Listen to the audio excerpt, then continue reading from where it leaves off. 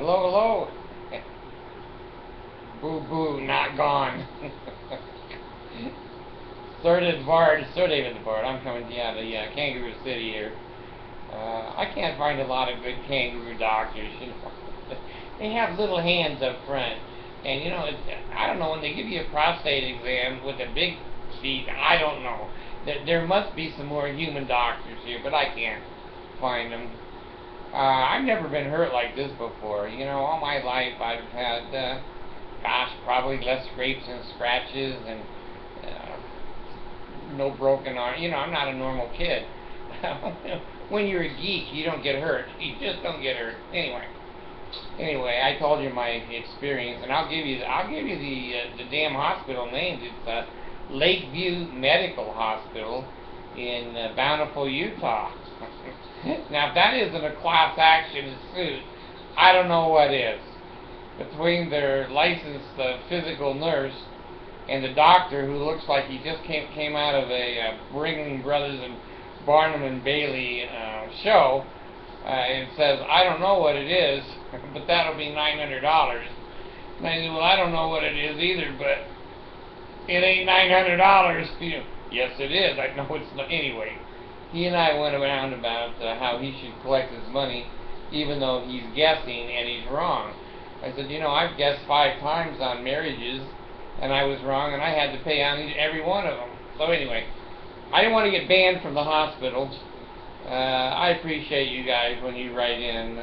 Those of you that want my email address, just put a comment up. Just put a comment up on the comment board. It goes right to my email over at Yahoo. It comes right into me, and I can get right back to you on email. Anna, thank you for liking my new shirt. I thought about you a lot, Anna, this weekend, and you know what I really thought about? If we were, I don't know, 25 or 30 years younger, and we went to the same school, and we had polygamous parents who wanted us to play together, and you were really, really cute, and I was really, really cute, and we came from the same financial status and background, and we both were non-Mormons, and we were both bad kids. We could have done some good things together. You know me, I'm in dementia. Jesus, take the wheel. I can't think straight at all anymore. The last month I've deteriorated. I thought you went out of life a little bit at a time. But someone shut a big window in the last month. And, I wanted to do this video because I know so many of you out there suffer. I know you do.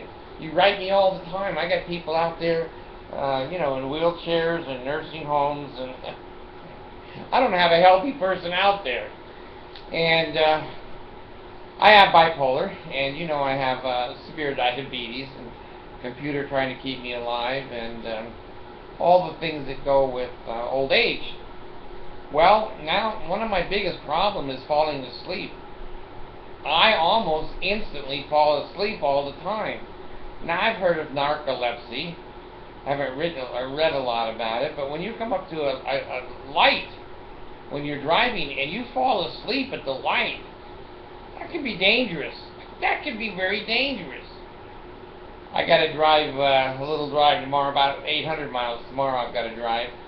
And man, if it wasn't for no-dos, I wouldn't make it out of the city. I'm starting to know what it's like now to really be aged. Now, I don't like my videos to be down, but at the same time, I don't think it's fair that I get up, and then I get on, and you're supposed to be happy, and I'm happy, everyone's happy, and the world is fucking us. I can't do that. I have to be honest. The last week has been hard. It has been hard for me. I got fired for my job because I made a big mistake. They told me to leave an hour and 45 minutes early. I left an hour and 15 minutes early. I got fired. The plane that was carrying all of the specimens left, and all the specimens, thousands of dollars, got left behind. And I just got confused. 115, 145. The hell is the difference to me?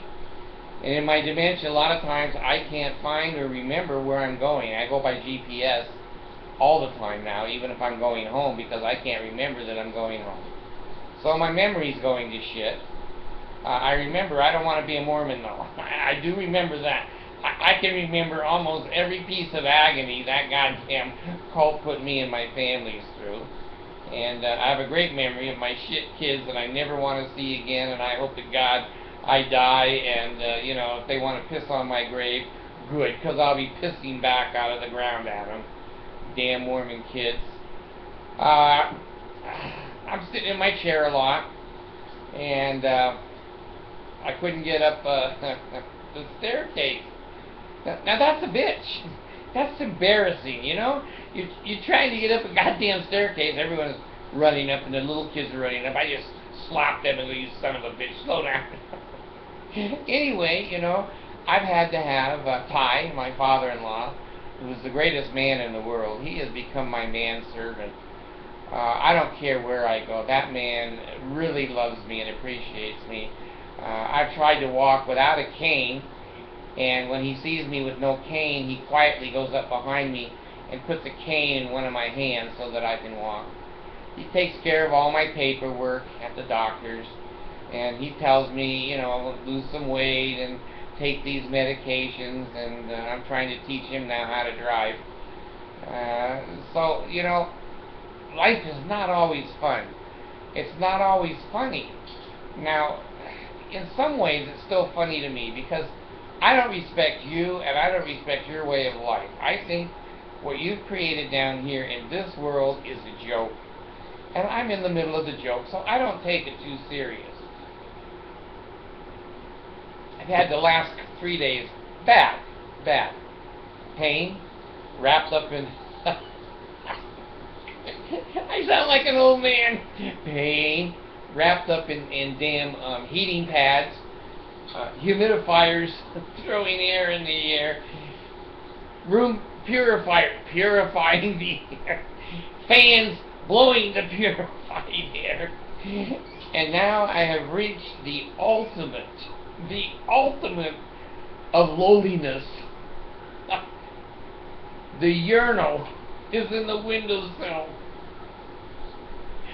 I've made it to the urinal in the windowsill. I always said I wanted to die in this chair. I don't want to go to a nursing home if I don't have to. So I've set the whole room up. I've got guardrails, handrails, everything. But when the urinal was spotted in the window, I said to myself, that's a low point. That's a very low point in health. But they're wonderful to me here. It's better than a nursing home. Oh my God, Grandma brings me in anything I want. Mercy brings me anything I want. Ty is always bringing me in a drink. I quit drinking Cokes. I do feel better. I did quit drinking Cokes. Bring me a glass of water and, you know, in the middle of the night, glucose tablets and whatever. And I had some time the last 3 days. I haven't been awake more than about 4 hours in the last 3 days, and one of my kids said, do you feel like you're in a little bit of a depression?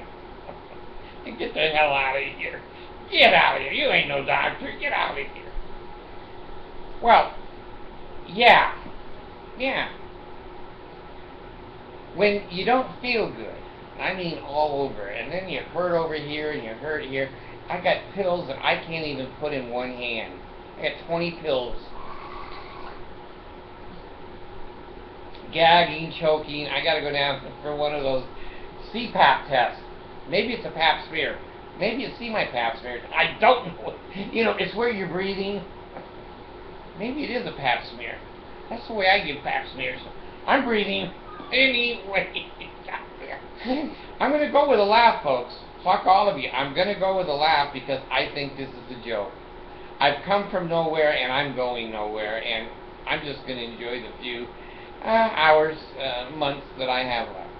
So anyway, I have to go take this breathing test.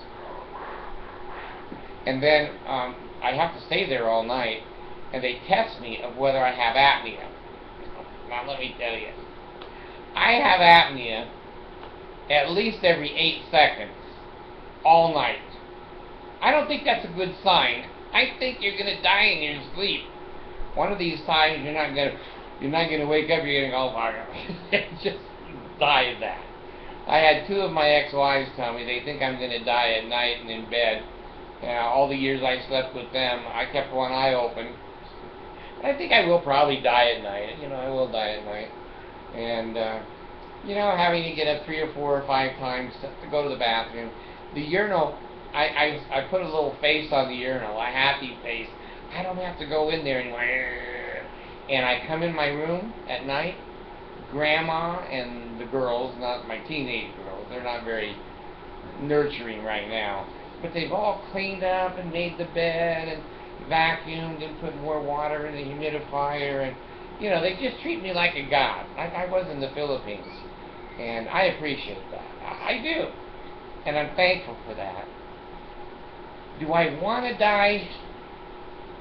Right now it's about 49-50%. And I'll let you make the guess which one is the 50%. But there's no reason to live. If there's no reason to live. Now,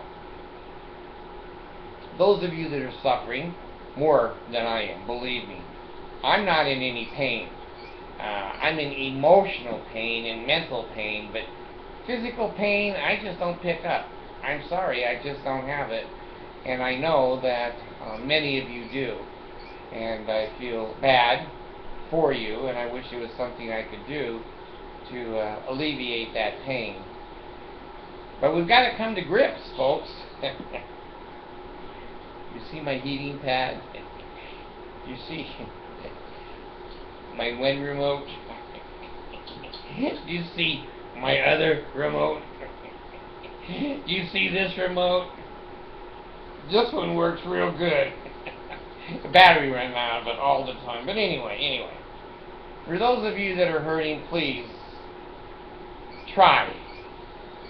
Please try to realize there's others that hurt. Many times there's not others that hurt more than you do. What does it mean? You know what? I don't know. I don't know what it means to have to be crippled and babied, and why we have to go out this way. One reason, I'm an atheist. Hell, if there was a God, he would build a beautiful baby child. The child would grow and grow and grow into a more and more exquisite and beautiful being. What man in his right mind gets you out to be 70, 80 years old and your container fails? And your beautiful spirit and your beautiful personality, your sense of humor, all of your knowledge is inside this piece of shit container. And the container is going to go down, and then no one knows where the hell you go. And then they're going to burn the container. And then you have to philosophize, oh, I'm going to live with the man that built the container. Well, let me tell you, you're going to need a better carpenter. You wasn't much of a carpenter. You can't make a box last longer than 80 years? That's that's kind of like the class in school I used to teach, because I didn't know anything. Wood shop. we used to build caskets in wood shop, and a lot of the parents would call in school and go, "What the hell is wrong with your wood shop teacher?" And they go, "Well, he's a little creative." Anyway, I can build a damn box that'll last 80 years. How come your Jesus can't? How come your Jesus can't? Not only does it not last 80 years, at 55 or 43, pretty soon the heart wears out, or you got veins that are sticking out, or one eye won't work, or one ear won't work, one weenie won't work. You got 2 weenies, you might have a chance. But anyway, I ain't too happy with the Jesus craftsmanship. So on the side of my casket, don't put "built by Jesus of Nazareth," because I know that's a piece of shit, and the bugs are going to eat me instantly. So anyway, try to be happy. It's hard. It's hard. Without you guys, I'm telling you, without you guys, I'd be long dead. Long, long dead.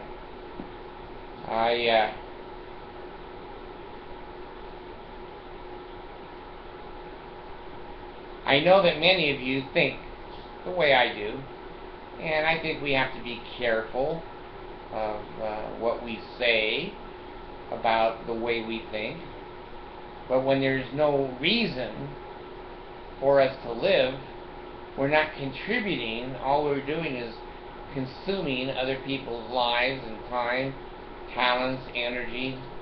We're using money that could go for the younger people's education. We're lonely. We'd like people to sit and read us books at night like we were in kindergarten again. When we take so much time changing sheets, changing clothes, taking baths, trying to get dressed. I mean, getting dressed for me in the morning is almost like 9 rounds with Cassius Clay. You know who Cassius Clay is? Muhammad Ali. It's hard. It's hard to get 4 or 5 hours together so you can be up, look normal for 2 or 3 hours. Then you got to be careful what food you eat. I didn't know I was allergic to milk. Every time I drink milk, I go, bleh! And in the restaurants, they don't like that. They really don't. Bleh! The old man says, projectile vomiting. I say, shut up. Don't look over. There's nothing to see over here. Move on. Move on. Don't look at the man behind the curtain. So the other day, I had an orange Julius. Now that's something we invented in California when I was a child. And hey, orange Julius, give me one. 8 swaggers of orange Julius. Oh, God damn, there must be milk in this. There must be milk in it. So now I can't eat this. I can't eat that. There's one thing I'd like to eat, but I'm going to go down. I'm going down. I can feel it, God is going, he's going down. There's still one thing I really like to eat, and I'm not allergic to it. It doesn't give me any herpes or any cold sores, and it's easy. Very little preparation. Right now they got to go out there and make me a sandwich, and it takes them 20 or 30 minutes, but I can't take it. I've made myself funny now. I think I'm happy now, thinking of what I really could eat and chew on. No calories, no bad, body anything. I don't know, you might get a couple of my wives, because we have beards, and a couple of my wives had a rash between their legs. It looked like they had ridden for the Pony Express all the way from Massachusetts to California. But I was a happy bard. So, I kind of want to go out with a smile on my face.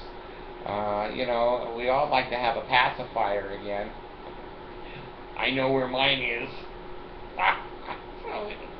Let me get off of here before I go to jail. But I do believe this. When the time is up, you'll know it. The time is up.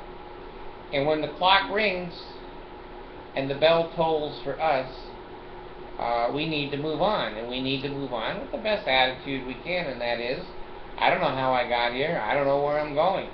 But wherever I go, I'm kind of trying to be the best creature I can be. And I want to be curious, and I want to learn, and I want to integrate with other creatures and be part of a group.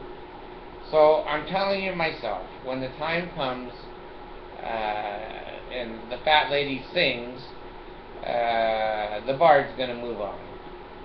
For you, many times we think we should move on, and 3 years later we find out it's a really good thing we didn't.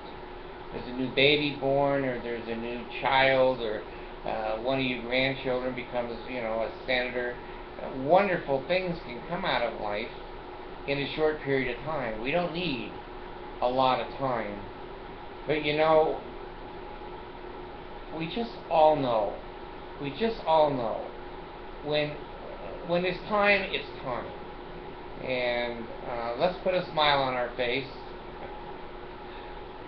a little hairy pacifier in our mouth, and by God, let's go out singing praise to the man who found the 14-year-olds. Pay me. Let's see, I'm half sick. I can only get one arm up. Pay, Leo.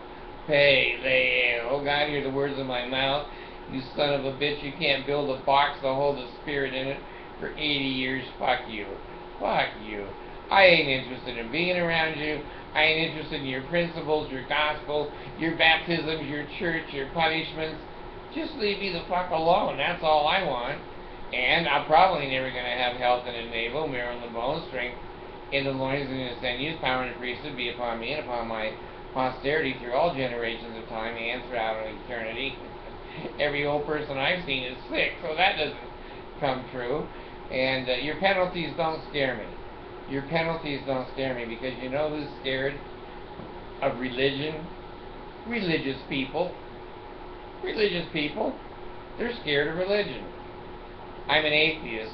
I'm not afraid of religion, and I thank you guys for being my friends and putting in a couple of comments now and then. And when I don't write back to you, it's not because I don't care about you or care that I'm too good or whatever. It's just sometimes I'm just overwhelmed, and sometimes the answers are in other videos, and sometimes the questions are just so damn stupid I don't want to get involved in them. This bARD's gone.